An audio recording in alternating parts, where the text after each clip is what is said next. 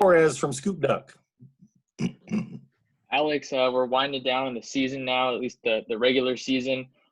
Curious to hear from you, new group of offensive linemen.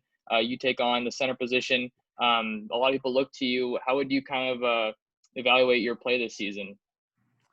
I think we look at our play as how we play as a unit.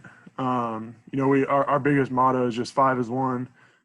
Before every single series, we go out there and we give each other all fist bumps, 5 as 1. You got to be 5 men, 1 mind. So it's not so much the individual performance as it is, me helping my offensive guards, offensive guards helping me, the offensive guards helping the offensive tackles. Everybody's got to be on the same page. So there's so much more than just individual performance. I think everybody just feeds off each other. And so I think that's the unique part about offensive line, especially this group, coming together and being a lot more tight knit, than we were before the season, building that chemistry through 5 games so far. So, we've been through a lot. There's still a lot more to come, but it's been good. All 5 guys, all 6 guys, who've played and started, growing together as one. Bream, 247 Sports. Yeah, Alex, can you just maybe explain just the emotional roller coaster it's been of you're preparing to play Washington for the right to win the North, and then they cancel, they become champions, and then now they can't play, and you're in the championship game. What's just that been like? And I guess how does a team level itself off a little bit to be ready for this game? Yeah, that's kind of how 2020's been. Is just a roller coaster of events. So it's it's all about adapting. I think that's what the whole season's been about. We're lucky that we made it through 5 games without another team or having an issue with COVID and stuff. And so we got to play 5 games, and it was unlucky that we got to the 6th game and having be a critical point in the season.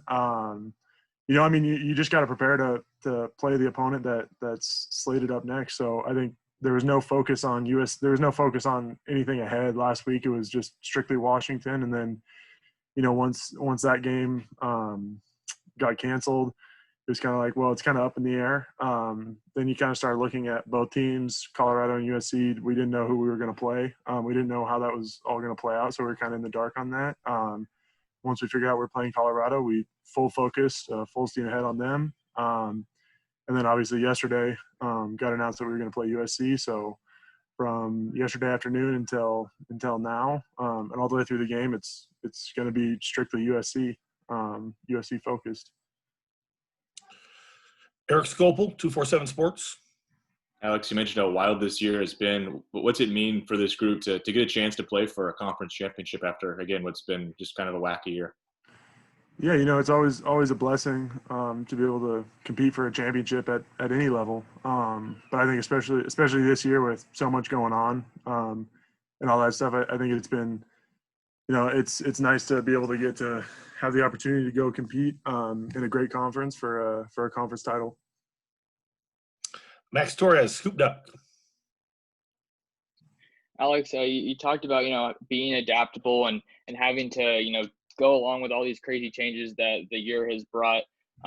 Something that doesn't really get talked about a whole lot is mental health. How have you kind of cared for that yourself, and what have you maybe heard about from the staff about that? Yeah, it's a tough year for a lot of people, for everybody really.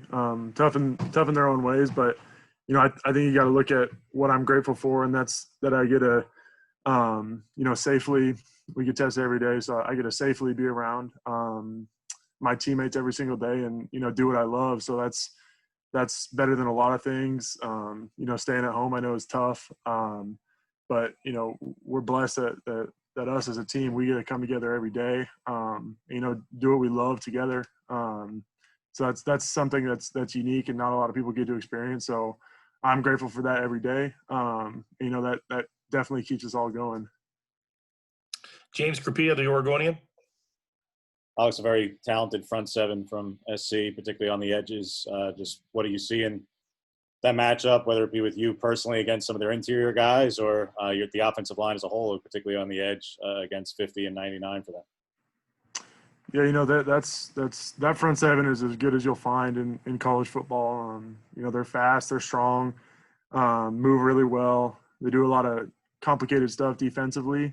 A lot of movement post snap, a lot of slanting and all that stuff. So, it's going to be a great challenge. They got great players throughout the secondary too, but just the front seven is what I'm really focused on. They like I said, they got a really deep and good front seven. It's going to be a good matchup, and I'm excited for the opportunity. James, I don't know if I put your hand down, James.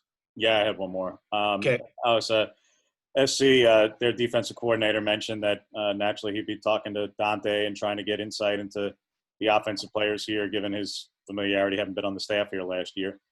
Coach Moorhead worked with Todd Orlando many years ago, and obviously Mario did too. Have they, again, you don't have to give away anything, but have they provided some insight to you guys in terms of the thinking of that defense and some of the tendencies and stuff?